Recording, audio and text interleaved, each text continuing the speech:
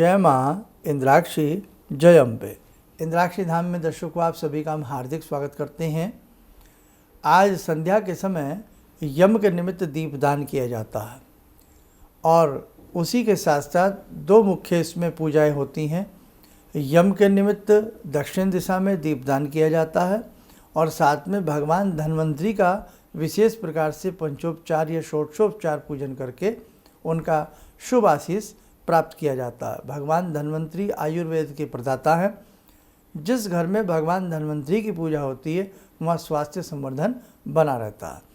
अब बहुत लोग उदय तिथि के हिसाब से त्रयोदशी को महत्व देते हैं, तो इसीलिए हमने आज ऐसा रखा है कि आज आप त्रयोदशी बहुत अच्छे से मनावें और आप सबको बहुत बहुत शुभकामनाएं। और कल की भी अग्रिम त्रयोदशी की आपको बहुत बहुत शुभकामनाएं। और कल उदय तिथि के हिसाब से जो त्रयोदशी मना रहे हैं वो क्या करें, कल भगवान धन्वंतरी का विशेष प्रकार से पूजन आप लोग जरूर करें। उसकी जानकारी मैं आज भी देने का प्रयास करूंगा और कल सुबह 7 बजे के अंक में भी आपको बताने का प्रयास करेंगे। और आज शाम को यम के निमित्त 4 बत्ती वाला दीप आप जरूर जलाएं। उसके लिए कैसे कैसे क्या होगा वो सारी जानकारी आपको हम बताएंगे। आज के दिन किसी वस्तु को ख़रीदना या बर्तन ख़रीदना या चांदी ख़रीदना, ये सारी बातें किस प्रकार से करनी चाहिए वो भी जानकारी इस अंक में होगी। आइए पहले आज का हम पंचांग देख लें। 18 अक्टूबर सन 2025 दिन शनिवार, संवत 2082, आश्विन मास कृष्ण पक्ष, तिथि अभी सुबह के 7:01 हो रहे हैं। पुनः हमारी बात को सुने, अभी सुबह के 7 बजे हैं करीब। तो अभी द्वादशी तिथि चल रही है और द्वादशी तिथि दिन में रहेगी 12:21 तक, फिर त्रयोदशी लगेगी। इसलिए शाम के समय आप दीप लगा लें और कल भगवान धन्वंतरी का प्रातःकाल स्नान आदि करने के उपरांत सुंदर तरीके से भगवान धन्वंतरी का पूजन जरूर करें। तो ये अपने आप में दोनों दिनों का हिसाब सुंदर बन जाएगा। नक्षत्र पूर्वा फाल्गुनी, राहु काल 9 से 10:30 बजे, दिशा शूल पूर्व दिशा। अब फिर से आपको थोड़ा सा नए साधक जुड़ते रहते हैं।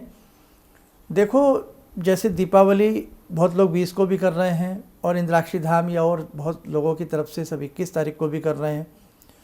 तो हम तो यही कहते हैं कि दीपावली तो वैसे भी हम हर वर्ष 2 ही करते हैं, छोटी दीपावली और बड़ी दीपावली। तो आप जैसे जिस मत के हिसाब से कर रहे हैं बहुत अच्छे से आप लोग करिएगा।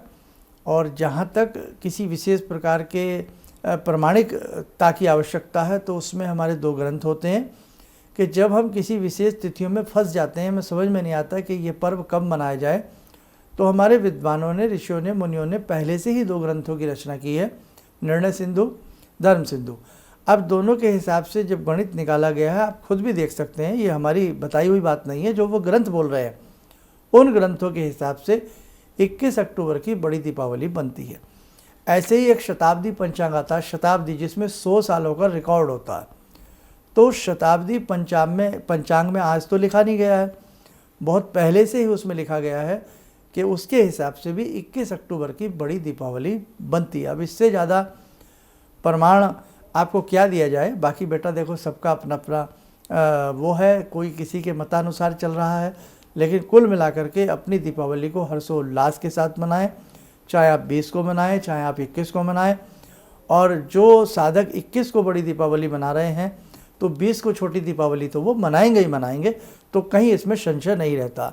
अब जैसे उदय तिथि आज भी नहीं है, कल उदय तिथि है, तो कल से ही अगर आप 5 दिन का धनतेरस से लेकर के बहुत अच्छे से सब कुछ करेंगे तो 20 अक्टूबर की छोटी दीपावली, जिसे हम नरक चतुर्दशी या रूप चौदस भी कहते हैं, 21 अक्टूबर की बड़ी दीपावली, 22 अक्टूबर का अन्नकूट गोवर्धन पूजन और 23 अक्टूबर की भ्रात द्वितीया बनती है। तो इस प्रकार से आप इनको समझ लें। अब आज की बात क्यों है, क्योंकि यम के निमित्त त्रयोदशी में दीप जलता है, तो त्रयोदशी तिथि शाम को भी आपको मिल रही है। तो आप सुंदर तरीके से अपने 30 त्योहारों को अपने मन से करें, सुंदर तरीके से करें, बिल्कुल मन को परेशान आप लोग ना करें। अब शाम के समय आज क्या करना है, थोड़ा अन्न ले लें, जैसे चावल हो, गेहूँ हो, कोई भी अन्न ले लें, किसी दोना पत्तल में रख करके एक आटे का या मिट्टी का दीप लें, उसमें 2 बत्ती डाल दें, क्रॉस कर दें उन दोनों बत्तियों को, तो चौमुखा दीप बन जाता है, 4 बत्ती वाला, यानी कि 2 बत्ती डालने से 4 बन जाती है ना। तो ये चारों बत्तियाँ धर्म अर्थ काम मोक्ष रूपी होती हैं और आप इनको यम का ध्यान करते हुए दक्षिण दिशा में अपना मुख कर लें। बत्तियां तो चारों दिशाओं में हो गई, आपका मुख दक्षिण दिशा में होना चाहिए और दक्षिण दिशा जो होती है यम का द्वार होती है, यम का स्थान होती है। दक्षिण दिशा में मुख करके दीप को प्रज्वलित करें और प्रणाम कर लें। दीप पर थोड़ा सा जल का छींटा साइड में लगा दें, थोड़ा चावल छोड़ दें, फूल व फूल छोड़ दें, हल्दी मिष्ठान कुछ भी थोड़ा सा वहीं उसी दोने में रख दें।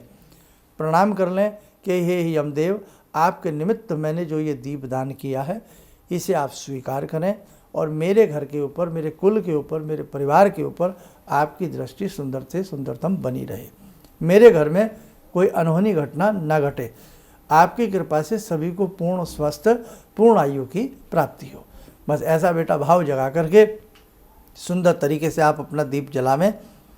अब जैसे अब जो लोग कल उदया के हिसाब से करेंगे और आज भी कर रहे हैं तो उनके मन में ये वहम आएगा ये तो हमारे इच्छा दीपक हो जाएंगे। देखो, बढ़ता कर्म शुभ होता है, बढ़ते कर्म में कोई हानि नहीं होती। इसलिए आप ध्यान, जैसे नवरात्र, इस बार एक नवरात्र बढ़ा हुआ था ना, तो बढ़ते कर्म की साधना करना, बढ़ते कर्म के नियम संयम निभाना हमेशा शुभ होता है, उसमें आप घबराए ना। यम के निमित्त बहुत लोग तो 40-40 दिन लगातार दीप लगाते हैं और बहुत लोग आज भी ऐसे हैं जो यम के निमित्त प्रतिदिन दीप लगाते हैं, पीपल के नीचे जाकर या कहीं भी। और बहुत सारे अंधविश्वास जन्म ले रहे हैं कि इस दीप को देखना नहीं चाहिए। अरे भैया, घर के बाहर जलाओगे और आप नहीं जलाओगे, सभी लोग जलाएंगे तो क्या दीपक पर नज़र नहीं जाएगी? नज़र जाएगी। इस प्रकार के वहम में ना फंसें।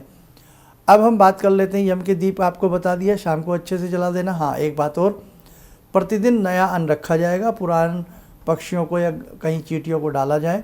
प्रतिदिन नया दीप लगता है, प्रतिदिन नई रुई बत्ती लगती है, सरसों के तेल में ये दीप जलाया जाता है। Okay, final. आगे बढ़ते हैं। अब लोगों के मन में बहुत सारी बातें हैं, सामान कितने बज के कितने मिनट पर ख़रीदें। अरे भैया, अब वो ज़माना नहीं है। पहले क्या होता था कि 30 त्योहारों का हम लोग वेट करते थे कि तब आएंगे, तभी कपड़े सिलवाएंगे, तभी हम नई क्रॉकरी लेंगे, नए बर्तन लेंगे। अब तो प्रतिदिन व्यक्ति परचेजिंग कर लेता है अपने हिसाब से, जब जेब में पैसे होते हैं। और अच्छी परचेजिंग ही व्यक्ति, सभी अच्छी परचेजिंग करना जानते हैं, सबको तहजीब है, सबको समझदारी है। इसलिए इस प्रकार के भ्रांति वाली बातों में मत फंसना कि आज के दिन ही हम सामान खरीदेंगे तो हम राजा बन जाएंगे। ये वास्तव में धनत्रयोदशी का जो पर्व है आज और कल का, ये पर्व यम के दीपदान के लिए है, भगवान धन्वंतरी की पूजन के लिए है, बुजुर्गों बड़ों से आशीर्वाद लेने के लिए है, बच्चों को प्यार देने के लिए है और अपने घर को सुंदर से सुंदर भक्ति भाव में बनाने के लिए है। बहुत लोग इसमें हमसे कमेंट्स में पूछ रहे थे कि झाड़ू कितने बजे ख़रीदें। अरे भैया, क्या पहले कभी आपने झाड़ू नहीं खरीदी? हम ये कितने बज के कितने मिनट पर ख़रीदें? क्या आज ही हम घड़ी देख करके बाज़ार भागेंगे? सोचने की बात है। इस प्रकार से, इस प्रकार के भ्रामक तथ्यों से अपने आप को बाहर निकालें। हाँ, अब हम सिद्धांत पर लौटते हैं। सिद्धांत में यह है कि जैसे पहले क्या होता था कि पुराने बर्तन जोड़ लिए जाते थे और फिर नए बर्तन ले लिए जाते थे। तो लोग बाग क्या करते थे कि धनत्रयोदशी आती थी, अब एक रोज़ तो बर्तन पुराने होते नहीं, साल भर के इकट्ठे करते रहते थे।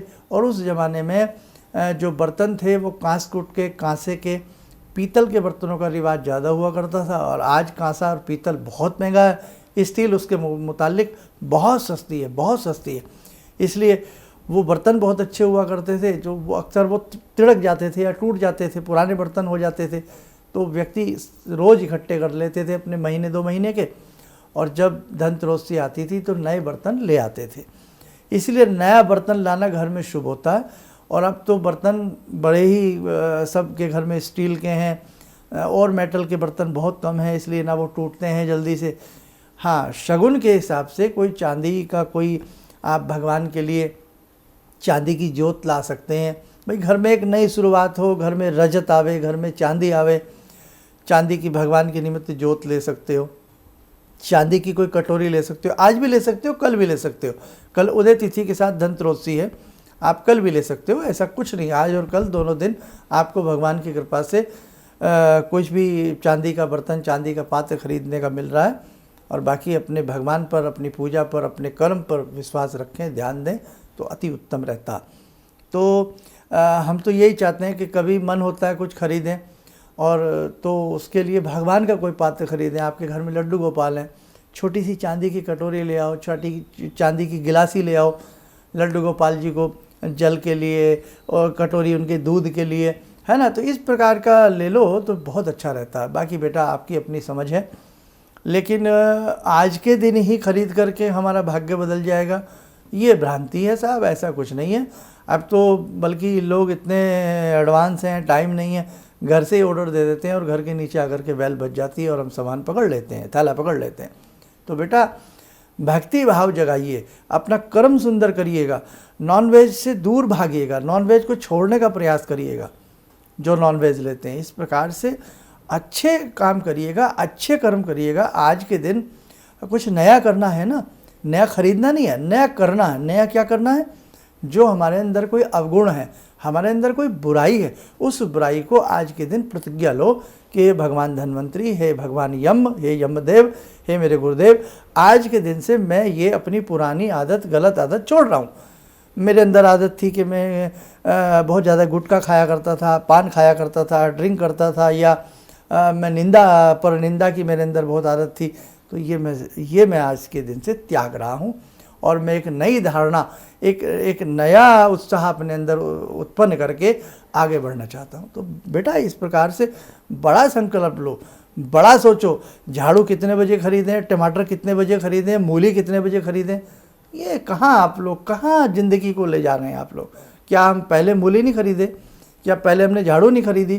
क्या पहले टमाटर नहीं खरीदे? क्या पहले कभी चांदी नहीं खरीदी? तो इस प्रकार से बेटा समझो, वस्तु स्थिति को समझो, जैसा देश वैसा भेष। इसलिए परंपराएं धीरे धीरे धीरे धीरे धीरे धीरे परंपराओं को कैसे हमें आगे बढ़ा करके जीवन को जीना है, उस हिसाब से आगे बढ़ने का हम लोग प्रयास करें। हमारे अंदर जो अवगुण हो उन्हें छोड़ने का प्रयास करें, और जो कुछ हमें अच्छा नया दिखता है ना आज के दिन, उसे ग्रहण करने का प्रयास करें। और ख़रीदने की ही बात आती है तो चांदी आज के दिन, रजत खरीदना अच्छा माना जाता है। या कोई भाई, हर आदमी की तो सोना चांदी खरीदने की देखो पॉकेट पे नहीं होती है। कितनी महंगी चांदी हो गई है, 2 लाख को पार कर रही है चांदी, 1.5 लाख के आसपास सोना जाने को है, 1.25 लाख से भी ऊपर। तो हर आदमी की हैसियत नहीं है, इसलिए सोना खरीदना तो कोई फिजूल की बात है, बनता ही नहीं है कि भाई आज के दिन सोना, किसी शास्त्र में नहीं लिखा है कि आज के दिन सोना खरीदना चाहिए। चांदी की जरूर प्रामाणिकता मिलती है, चांदी रजत होती है, भगवती का वास होता है और सुंदरते सुंदरतम मानी जाती है। इसलिए चांदी का कोई सिक्का, चांदी का कोई भगवान के लिए जोत बर्तन खरीद सकते हैं, आपके लिए अच्छा रहेगा। चलिए, समय हो चला आज की ध्यान साधना का। आज की ध्यान साधना में जुड़ते हैं भगवान श्री पुरुषोत्तम से, भगवान श्री हरि से, धन्वंतरी भगवान श्री की कृपा सबके घर में बरसे। ॐ करारविन्दे न पदारविन्दं मुखारविन्दे विनिवेशयन्तं वटस्य पत्रस्य पुटे शयनं बालामुकुन्दं मनसा स्मरामि, बालामुकुन्दं मनसा स्मरामि। कस्तूरीतिलकं ललाटपटले वक्षस्थले कौस्तुभं नासाग्रे वरमौक्तिकं करतले वेणुकरे कङ्कणं सर्वाङ्गे हरिचन्दनं सुललितं कंठे च मुक्तावले गोपास्ति परिवेष्टितो विजयते गोपालचूडामणि शान्ताकारं भुजगशयनं पद्मनाभं सुरेशं विश्वाधारं गगनसदृशं मेघवर्णं शुभांगं लक्ष्मीकान्तं कमलनयनं योगवृद्ध्यानगम्यं वन्दे विष्णुं भवभयहरं सर्वलोकैकनाथं। कवच बना लें, ध्यान करें, भगवान श्री हरि की कृपा हम सबके ऊपर बरस रही है।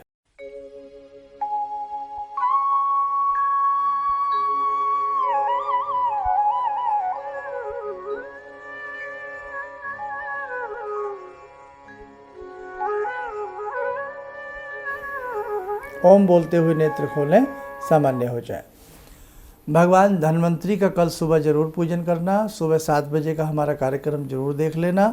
और नहीं तो मोटा माटी भगवान श्री धन्वंतरी आयुर्वेद के प्रदाता, जब समुद्र मंथन हुआ तो समुद्र मंथन में से समस्त रोगों की औषधियों को लेकर के अमृत कलश के रूप में भगवान धन्वंतरी अवतीर्ण हुए थे, इसलिए उनकी जयंती भी है।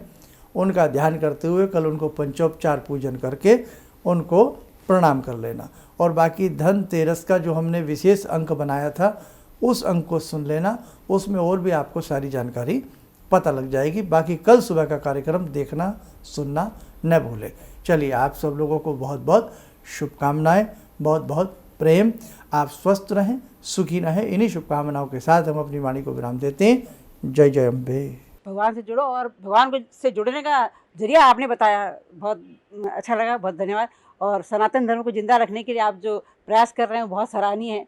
हम लोग को मौका मिला है, हम लोग भाग्यशाली हैं जो आपके करीब आने का हम लोग को मौका मिला है। किसी भी समस्या के समाधान के लिए मिले प्रसिद्ध हस्तरेखा एवं वास्तु विशेषज्ञ प्रोफेसर धर्मेंद्र शर्मा जी से। नोट: शिविर में भाग लेने हेतु एवं व्यक्तिगत रूप से मिलने के लिए कॉल करने का समय सुबह 10 बजे से शाम 6 बजे तक। हमारे विभिन्न ज्ञानवर्धक कार्यक्रम देखने के लिए आप हमें अभी सब्सक्राइब करें, बेल आइकन को प्रेस करें ताकि आप देख सकें हमारा कार्यक्रम सबसे पहले। और अधिक जानकारी के लिए फेसबुक पेज को लाइक करना न भूलें।